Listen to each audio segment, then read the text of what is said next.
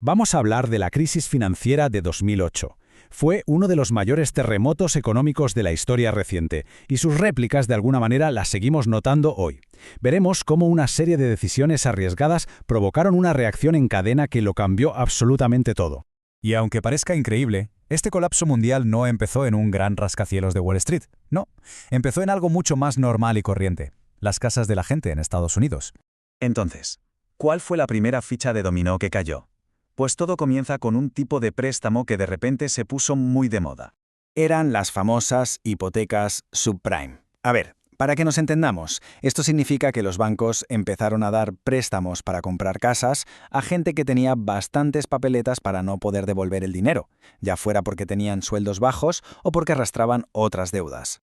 Claro, si de repente todo el mundo puede conseguir un préstamo para comprar una casa, la demanda se dispara. Y, por la ley de la oferta y la demanda, pues los precios de las viviendas empezaron a subir como la espuma. Se creó una sensación un poco irreal de que las casas eran una inversión que nunca podía fallar.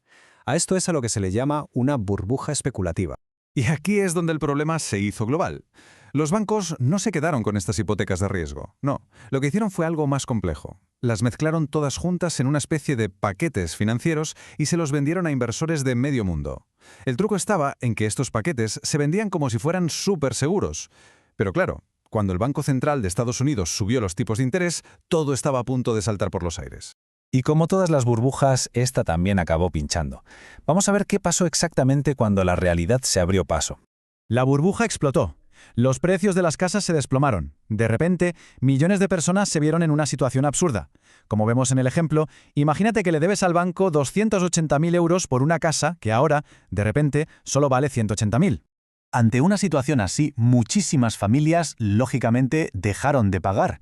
No tenía ningún sentido seguir pagando una deuda tan enorme por algo que había perdido tantísimo valor. El resultado fue una avalancha de impagos y desahucios. Y claro, los bancos, que eran los dueños de esas deudas, empezaron a registrar pérdidas millonarias. Este esquema lo resume perfectamente. Es el efecto dominó en acción. Primero, la gente no puede pagar. Segundo, los bancos se dan cuenta de que tienen un montón de activos que en realidad no valen nada.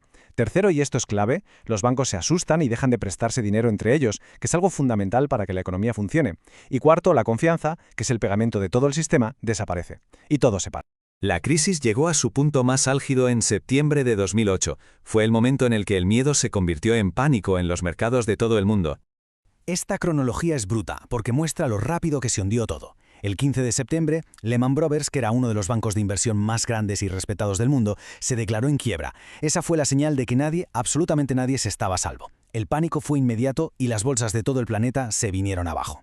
Esta idea es fundamental para entender el pánico que se desató. La caída de un gigante como Lehman Brothers envió un mensaje aterrador al mundo. Cualquiera puede ser el siguiente. Se rompió por completo la confianza, que al final es el pilar invisible sobre el que se sostiene todo el sistema financiero. Y no podemos olvidarnos de las agencias de calificación. Su trabajo, en teoría, es analizar los productos financieros y decir si son seguros o arriesgados. Pues bien, a esos paquetes llenos de hipotecas basura les dieron la máxima nota, un sobresaliente. Y claro, eso ayudó a que se vendieran por todo el mundo, extendiendo el problema como una mancha de aceite. Vale, pero ¿cómo afectó todo este lío financiero a la gente de a pie? Porque el problema no se quedó en los despachos, ni mucho menos. El coste humano fue altísimo. Este gráfico lo deja muy claro, con el aumento brutal del desempleo en algunos países europeos. Fijaos en España. La tasa de paro pasó del 8% a más del 20% en solo 2 años. Esos son millones de personas que se quedaron sin trabajo. Pero el tsunami económico no se detuvo ahí. El comercio entre países se paralizó. Los gobiernos tuvieron que hacer recortes enormes en servicios básicos como la sanidad y la educación, y la brecha entre ricos y pobres se hizo todavía más grande. Todo esto, lógicamente, provocó protestas masivas en muchísimos países. Para intentar frenar esta caída en picado, el gobierno de Estados Unidos aprobó un plan de rescate gigantesco de 700.000 millones de dólares. Fue una decisión muy polémica, porque en el fondo se estaba usando el dinero de los impuestos de la gente para salvar a los mismos bancos que habían causado el problema. Después de un desastre de este calibre, lo mínimo es intentar aprender la lección. Así que pasemos a ver qué se hizo para intentar que algo así no volviera a ocurrir. Básicamente se cambiaron las reglas del juego. Se obligó a los bancos a tener más reservas de dinero propio, como un colchón de seguridad. Se aumentó la supervisión para controlar mejor lo que hacían y se crearon los test de estrés, que son como exámenes periódicos para ver si un banco aguantaría otra gran crisis. La crisis nos dejó varias lecciones muy importantes. Que un crecimiento que se basa solo en endeudarse no es sostenible. Que la transparencia es fundamental. Que los grandes bancos necesitan regulación y control. Que los problemas globales necesitan soluciones globales.